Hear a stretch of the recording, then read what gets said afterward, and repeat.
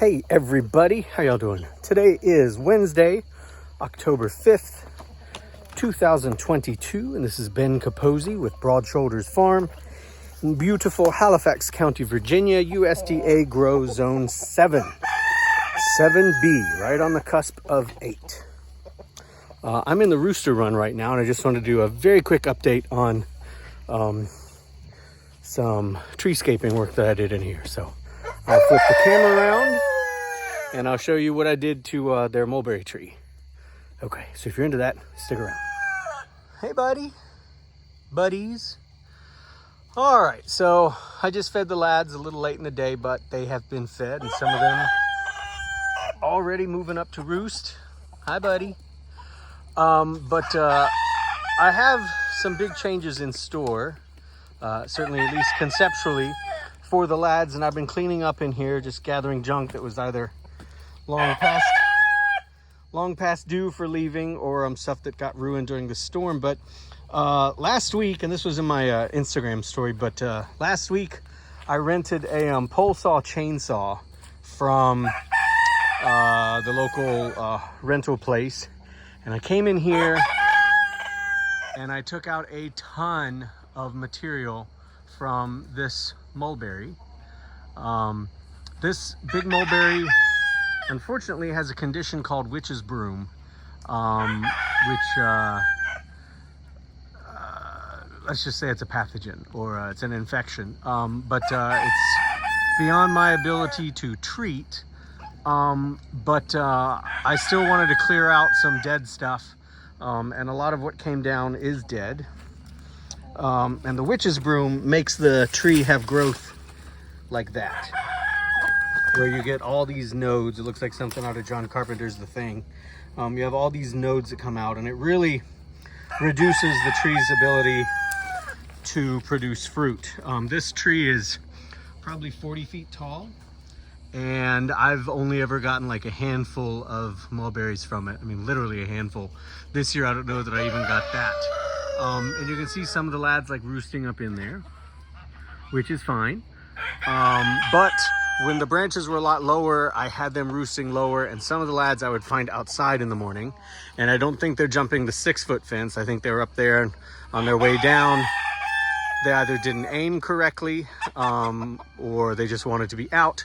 But it was an easier way for them to go out. So since I've cut all this back, I haven't had any lads leaping out, which is great. And I brought down a lot of material, and I've been kind of slowly chopping it up into, piles as best I can. I made the most progress on this one over here. I need to bring in my wheelbarrow and carry all this stuff out and throw it over into the winter quarters for the burn pile. And you can see I'd already been in here earlier this year and brought down a bunch with my regular chainsaw, and just kind of climbing up into the tree as best I could, or standing on the roof here. But what I really needed was that pole saw, which is a great tool. I left a few hat hangers or coat hangers, whatever you want to call them, that are not the best way for the tree to heal. And so I figured this winter, when the tree is completely defoliated, I'll rent that pole saw again and come up in here and clean it up further. And I think it'll be a little easier to reach some of the stuff that I know really needs to come out, branches that don't really have any leaves on them, or just additional dead material. A cool thing about mulberries, though, and I was so excited when I discovered this tree here, and when I had the idea to make this the Rooster run, or the bachelor pad, is that mulberries are one of the few trees that can handle the manure load of of a bunch of chickens just constantly dropping waste.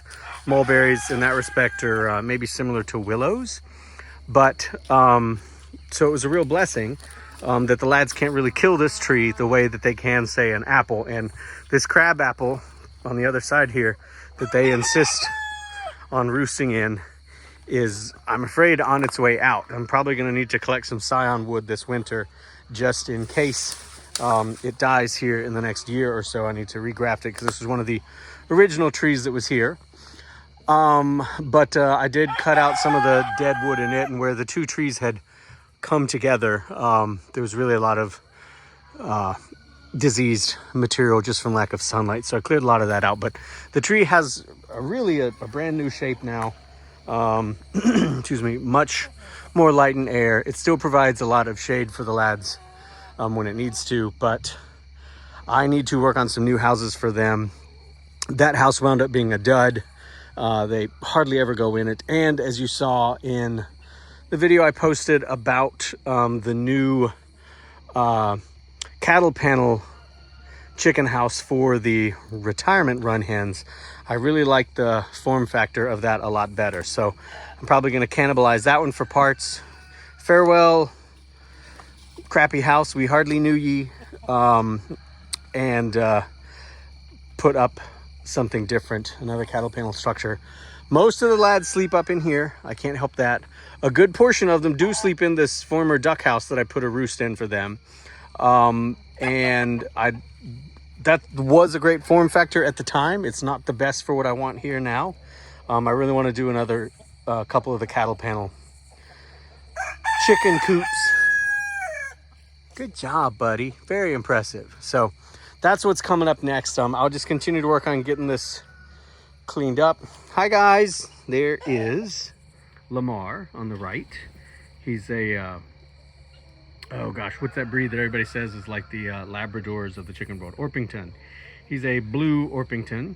And then to the left is Ranger. And Ranger was sent to me, and he was sold to me as an ice bar, but I have my doubts, but he's been with me forever.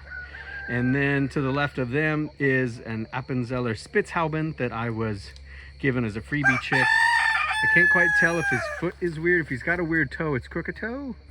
Is that crook? Oh, that might be crooked. No, I can't tell. Anyhow, there's about 40 of the lads in here. There used to be more, but something came through last year and cleaned out quite a few of them and took some of my favorite lads. But anyhow, there's a quick update on the tree.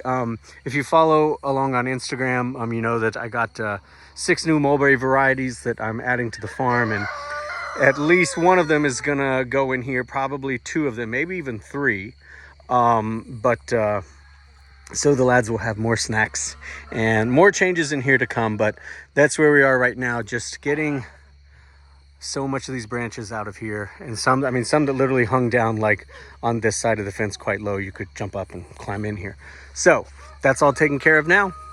Questions, concerns, helpful critique are always welcome. If you have questions about the lads, you can follow me and the farm at Broad Shoulders Farm on Facebook and Instagram. Wherever you are, whatever you are up to, I hope that you and those you care for are happy, healthy, and well. And I will talk to you guys later. Where's Colonel? There he is. Colonel famously attacked me on camera, but he and I get along just fine. He's been with me since the beginning. He's a Bard Holland from Ideal Poultry. Love that guy. Okay, bye-bye. Lads.